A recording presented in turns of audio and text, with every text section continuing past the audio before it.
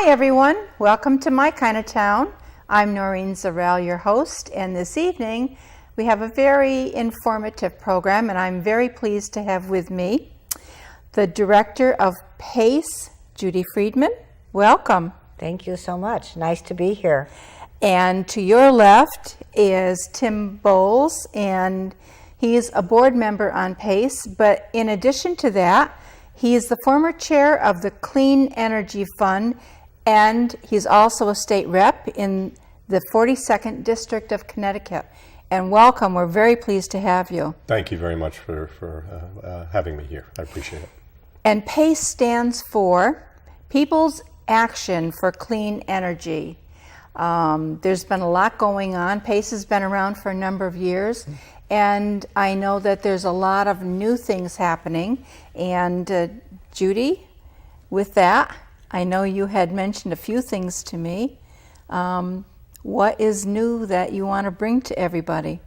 Well, we are an organization devoted to clean energy, as you know, Noreen. I mean, squeaky clean. Squeaky. And that means solar energy, solar thermal, solar electricity, passive solar. We're also interested in wind energy and small hydro. Of course, the win-win of all time is LED lighting, energy efficient appliances and technology. So that's what we're all about. We are very, very, very concerned about nuclear power. And our state, this area, this listener area, could be impacted by an accident either at Millstone, Indian Point, or Vermont Yankee. So, and those are aging plants, so that is another concern of ours. They are, yep. I also want to mention that I was surprised, I didn't know, that PACE is an all-volunteer organization. Yes, we pay nobody gets paid anything, and we are all volunteers and have been that way since 1975 when it was started by Wesleyan students and teachers. And it's throughout the state of Connecticut. It's a statewide nonprofit. It's a really very unusual organization from that point of view. Wow. So there's a lot going on, and I know with the LED lights, that's been a big thing. Well, compact fluorescents have helped, but they have mercury in them.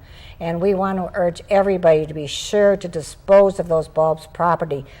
They do not go in landfills. Home Depot will take them back and places like that because they do contain a small amount of mercury. And the LEDs do not. That's light emitting diodes. And the energy, I mean, if you simply change bulbs in your house, your bill will go down the next month. It's just incredible. And I'm not pushing Home Depot, but they have a great supply of them. Wow. I didn't realize that. It will go down enough where you'll see it. If you changed every light in your, for instance, a 100-watt bulb, if you had a 100-watt bulb, you could get perhaps the same amount of light with maybe a 10-watt or something like that. So the energy, and if you use these bulbs in areas that you use a lot, where you turn on the lights, for instance, we have them in our dining room. We have ones that are dimmers. And the energy, and under counter lights, in the kitchen. That's another wonderful place to use that kind of lighting. How about heat? You know how the old light bulbs, you'd put your hand over the top and you could almost get a sunburn. And that's exactly why these bulbs are so energy efficient. They're cooler even than a compact fluorescent. We have a wonderful little meter that goes around, and you screw in an incandescent bulb and the meter goes fairly fast. You put in a compact fluorescent bulb, the meter goes slower. You put in an LED, you can hardly see it turn. Wow. It's just amazing. It's very exciting. That could be a win-win revolution. Wow. That's pretty good. Do you find a lot of people are reluctant to change over?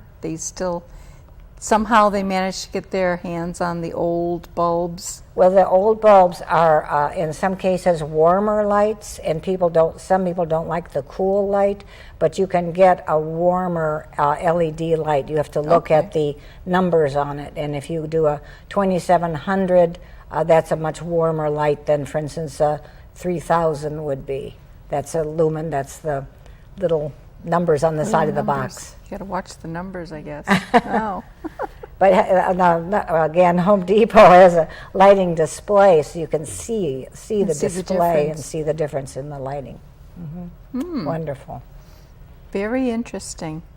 And as far as the windmills, that's something that I thought would be a great idea.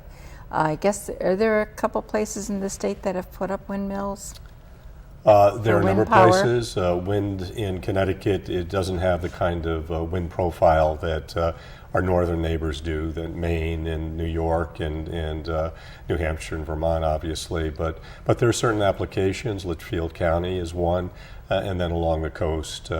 And I think the new technologies around wind energy now, the turbines are now productive at lower wind speeds. So there's a lot of new designs out there, and a real burst in terms of new emerging technology around wind, which makes applications here in Connecticut more feasible. And it was certainly, when I was chairing the Clean Energy Fund, we actually did some model testing around the state. And again, in certain cases, they can be very effective. You have to be careful. You want to take a good look at the wind profile in a specific area where you're planning on them. But they do have applications here in Connecticut. There's a marvelous application on the top of Avon Mountain. There's a gentleman that has a wonderful windmill, and he's connected to the Talcott Mountain Science Center, and they have solar PV panels. So they're kind of racing to see over a period of time which system produces more energy. Because when I go by that windmill, it's such an efficient windmill, as Tim described, that it picks up the very slightest wind. So that's kind of a race to see which in that location is the better choice. Wow. Or maybe both, because when it's stormy, the solar collector isn't great, the windmill is. When it's sunny, the windmill may not be quite as good as the solar collector. Yeah, and when there's no breeze at all. Yeah. Let's talk about the solar panels. Well, what I'm very excited about is that the state of Connecticut has a program called Solar Rise. And Solar Rise is available to certain towns. And one of them is Canton, which is in your listener audience. And the spillover will go to towns near Canton. And that means that the more people who sign up through the Solar Rise program with the installer, and as part of the Clean Energy Finance and Investment Authority, which Tim is and was very involved with. More people that sign up, the lower the price of the panels, and you get a really good deal. And there's rebates, federal rebates, state rebates, and it's very exciting. We have solar PV on our house. We put it in 2000. We're one of the first in the state to do so, and we're adding to our system. So we're doubling our system at, I think, probably a third of the cost that it cost us in 2000. Wow. So you like solar? I have a new plug-in solar electric Prius, and I drove from Canton here on solar energy. I plug it in when the sun is shining, so I'm sure that my electricity into the car is solar, and I'm not cheating. And so I came here on solar energy and didn't spend a bit of gasoline. Wow. Doesn't put the gas companies out of business. That's part of the idea. Right. Yeah. I'm being a little facetious, but not really. Not really. It's the whole fossil fuel, our dependence on fossil fuel. We've had 8 presidents in a row now talk about energy independence, and I think it's really we're beyond time to go ahead and really take aggressive steps around real clean energy. Yeah. I think Judy's point, though, around the LED lights, the thing that I think I was always taught, Amory Lovins was a big proponent. The first thing that we have to do is conserve energy. We have to be much more conscious about the energy that we use. And then, to the point of LEDs, is use it much more efficiently if we're going to use it. And then renewables, solar, wind, et cetera, come into play as the third leg of that energy strategy profile. Both Tim and I are very, very, very opposed to war. This is part of our agenda, and we feel that when you don't have resources perhaps you go to other countries and take their resources, and that is one of the causes of war. And should we be less if we could depend on sun and wind, which are our own resources, we would perhaps not be as aggressive militarily as we are and have been. We feel very strongly about that issue. Yeah, I can see that. Are there other states that have PACE or a group similar? Oh, many states do, Yeah. I would say, wouldn't you? I would suggest that there's a big grassroots movement across the country. Organizations such as the Sierra Club, which actually Judi and I have been part of. I used to chair the state chapter, but there are a lot of grassroots organizations, local, homegrown. I have to say I have a specific fondness about our local PACE organization. I say with all due respect and fondness, it's run as a matriarchal organization. No, it's Judi does a fantastic job. Her dedication is without parallel, and she's an inspiration to everybody who is involved with PACE, and thus it continues to be a volunteer organization. I just think she has a vision and a passion about this. So I have to believe that I have a bias and that this is a very unique organization. Well, it was formed back in 1973, so that was Long time. 40 years ago? Something like that. Yeah, something like I that. can get my calculator. 40 years ago. And have you been with it since then? Yeah, since 1974. 74, okay. But I love people. And I'm also a children's book author, and I wrote a book called Jelly Jam, the People Preserver, because I want to preserve people. And to me, energy is a question of people preserving their health, their sanity, their lives, Oh, yeah. their very lives.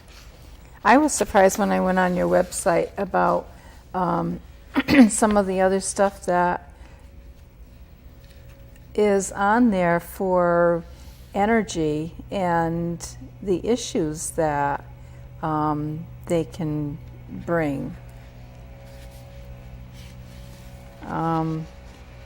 There's a section on your website, so resources.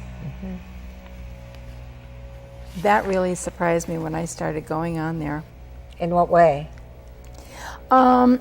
Just about the different articles that are available, the difference between tar sand oil and crude oil. And it was amazing, the things that I read that the average person probably doesn't know. No, I think that's very true, and a lot of it is very important to know too. And another thing that's on our website, I don't know if you noticed or not, is we monitor radiation every day, every single day. We have a gentleman in Northwest Connecticut that has done it for years, every single day. Another woman down in Old Lyme who measures radiation so that if there would ever be an accident, we would be able to respond quickly, and that was not the case at 3 Mile Island or in the Chernobyl nuclear accident or at Fukushima. Wow, so we need to do that. It's very important, and many of us have monitors, rad alerts, and we also have another wonderful monitor. It's an electromagnetic frequency monitor. We're very interested in non-ionizing radiation. And not, for instance, I went to a man's office, and I measured the EMFs at his desk, and they were very bad. It was in the danger zone, and I couldn't figure out why. Well, there was a wall, and he had a very large printing press on the other side of the wall that was giving off EMFs. So we moved that press to another part of the room, and then the area around his desk was much safer. So it's something to really think about. Wow. And there was somewhere where I picked up a little thing about how everybody wants granite Yes. for their kitchen. Oh, got to have granite countertop. Well, not all the granite has radioactivity, but some of it does. Some of them does. We did have a lady who was very concerned about that. She was building a new house. She'd ordered granite, beautiful granite. I lent her our radiation monitor. She tested the granite, and it was high. It was radioactive, and she took all the granite that she had gotten and she has a large property, and she put it in a pile in the woods and never used it. So she was very grateful to us. She's been a stalwart member ever since. Wow. Is it manufactured at a different area that would No, cause it's from, that? again, our son in Vermont was going to build a house, and I took my my alert and put it where his child would play. It was a rock outcropping, and the radiation reading was high. The non-ionizing radiation reading was high. I said, don't buy this property, and he didn't, and I'm very glad, because constant exposure, to radon or any on a daily basis, especially for children or pregnant women, would be not a good idea. It's interesting because the average person isn't aware of those things, and just the word energy, all of a sudden it's opened up like a can of worms. Well, I have to, my observation as a freshman legislator this past session is the energy issue, and energy issues in general were probably one of the more prominent and controversial issues that we had this past legislative session. They're very significant. They have implications in many different ways, economically, environmentally, and really in terms of particularly job creation and other kinds of factors. So energy, and a lot of it's education, and that's why I really commend the work that Judi and PACE has done in terms of educational piece for people around a whole host of issues. And I really think that makes a difference. I think people, once people have the information and are educated about things, then they have the ability to make choices. And I think that's important. That is very important. We work very closely with other organizations too, both the state, national, and even some international. We work very closely in the state with a Clean Water, wonderful organization, and with the Sierra Club. They're doing wonderful, wonderful work on these issues. Those are two would mention. It's funny because years ago, you wouldn't think as you modernize through the years, things seem to get better and they easier to do things, and modern things come about, and then all of a sudden it's, oh well, we have a little problem here. You wouldn't think that. Well, we're concerned with some of the choices that were considered and may be considered in the legislature this year, and that was the use of getting hydropower from Canada. We feel that we should get our energy from local sources, Connecticut jobs, Connecticut industry, and that kind of thing. So that's something we worked very hard on. Is that available? I know they want it to go to Canada. Canada has a large hydropower, but it would mean building transmission lines through the White Mountains of New Hampshire, and lots of money in it. It's the jobs and money would not be coming to Connecticut, and we think Connecticut is really a very good solar state, and we certainly have energy efficiency and conservation that's open to everybody. Yeah, that's one of the issues is really taking a look at the whole cost accounting of energy options that we have.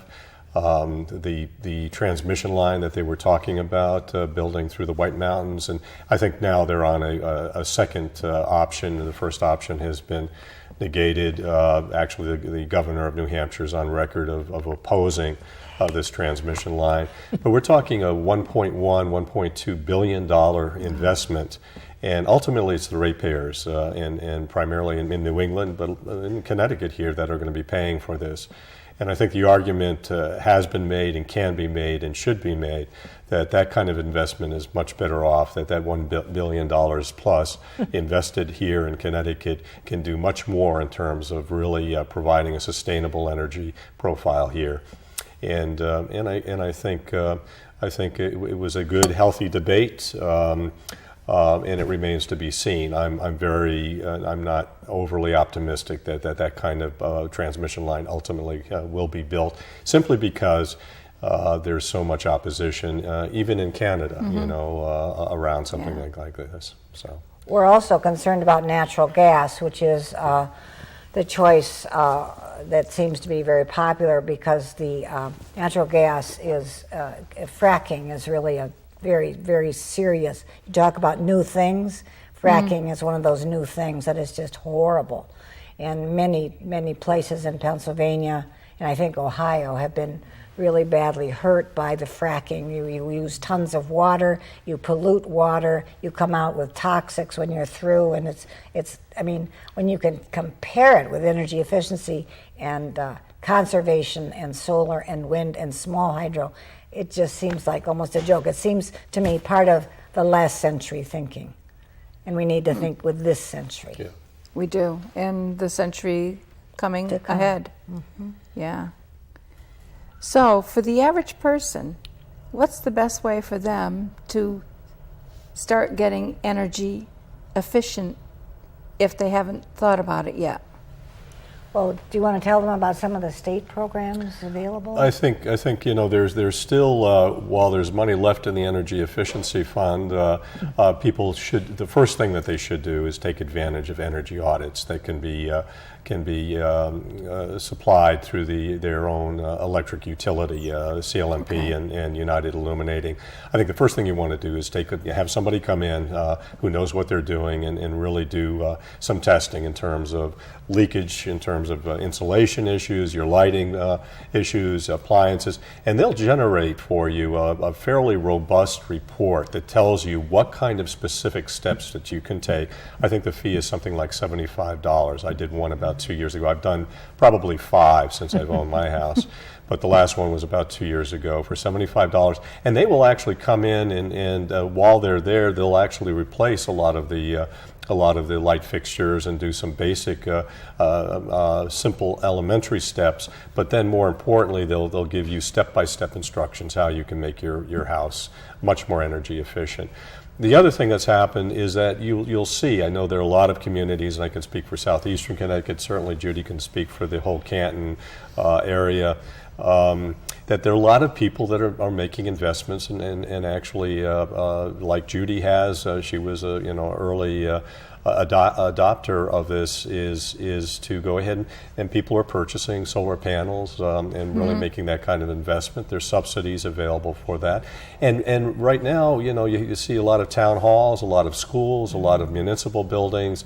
I know in my town, our library, our town hall, we're even looking at putting one up at our transfer station in photovoltaic. So they're very easily installed, and they can really do a lot for saving energy costs. But more importantly, I think a lot of this again is about the next generation. What are we teaching our kids?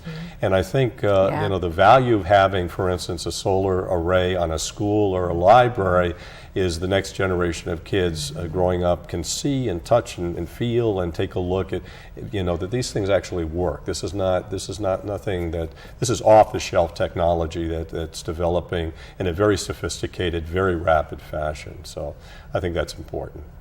There's also that solar electricity that Tim's talking about, but there's also solar thermal energy, solar hot water, and actually the payback on that is somewhat faster even than the solar electric, and that's another option. We put solar thermal panels for hot water on our house in 1976. Wow. And that's a very good way. Another thing that people should consider is passive solar energy, opening up the side of your house to the sun, and then having roof overhang so that in the winter, when the sun is low, the heat comes in and warms your house. But in the summer, when the sun is high, the overhang prevents the house from overheating. And passive solar, I mean, that's wonderful. You're building a new house. Please be sure to face it south and insulate it well. And even berming is another wonderful thing people can do, and that's actually having earth around the north side of your house, maybe a little bit on the east and west sides,